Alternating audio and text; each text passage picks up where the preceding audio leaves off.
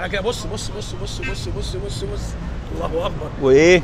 ايوه هوب يا جبل. الله اكبر الله اكبر. اسحب اسحب يا باشا.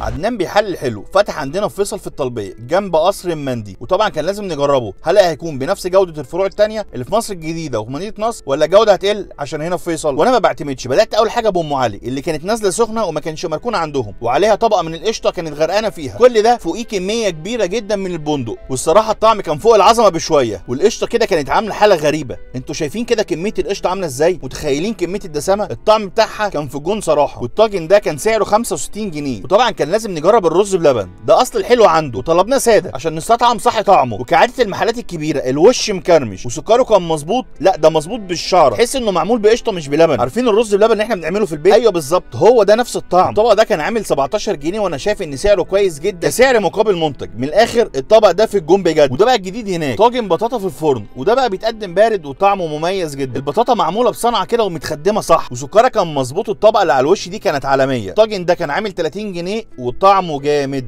والاختراع ده بقى اللي حكايته حكايه الكرواسون. والكرواسون عندهم محشي حاجات كتير قوي، لوتس، اوريو، نوتيلا، كيندر، حاجات كتيره قوي. واللي عجبني فيه بقى ان حجمه كان ممتاز جدا، والكرواسون نفسه طازه. وتعالوا مع بعض كده نتفرج على كميه الحشو اللي موجوده جواها. الكرواسونه ديت ممكن تتغدى بيها، هتشبع، وكمان ممكن ما تقدرش تكملها. بس للاسف كان عيبها الوحيد انها كانت ب 60 جنيه، وده سعر غالي شويه. وده بقى اكتر صنف عجبني هناك، فتة عدنان. وده بقى عباره عن طبق من الرز بلبن، عليها طبقه من العجينه بتاعت الميلفي، فوق ده كله صوصين من اختيارك. انا اخترت صوص البوستاشيو وصوص البندق، وده بالنسبه لي احلى اختراع للرز بلبن اليومين دولت من ضمن الاختراعات الكتيره اللي عملوها. كل مره اروح عندهم اكيد هطلبه. فتة عدنان عامله 45 جنيه، وده سعر جامد جدا انه يجمع لك كل الميكسات ديت في طبق واحد. الوحيد اللي يستحق يتقال له يا جماله. وده بقى الايس كريم. هتلاقي عندهم اطعمه كتير، هتلاقي عندهم الاطعمه التقليديه زي المانجا، الفراوله، الشوكولاته، الفانيليا، وهتلاقي عندهم اطعمه مميزه زي الزبادي التوت، وزي حاجه جديده كده انا اول مره اجربها، زبادي كيوي. بس للاسف من وجهه نظر السعر كان غالي شويه. البولتين دولت كانوا عاملين 50 جنيه. يلا بينا بقى على الرعشه الجميله.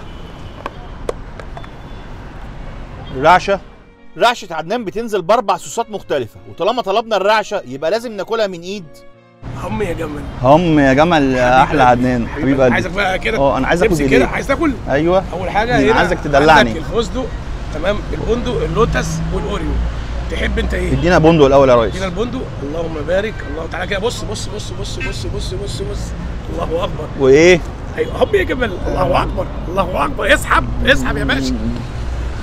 قول لي قول لي. مفيش كلام. ربنا يبارك لك يا باشا، حاجتك مسمعه الدنيا كلها. ربنا يخليك يا شيخ. ربنا يوسع عليك يا رب. انا اتشرفت بسيادتك ويجعلها فتحة خير عليك يا رب باذن الله. ربنا يخليك يا شيخ. حبيب قلبي، احلى رعشه في احلى دنيا. حبيبي.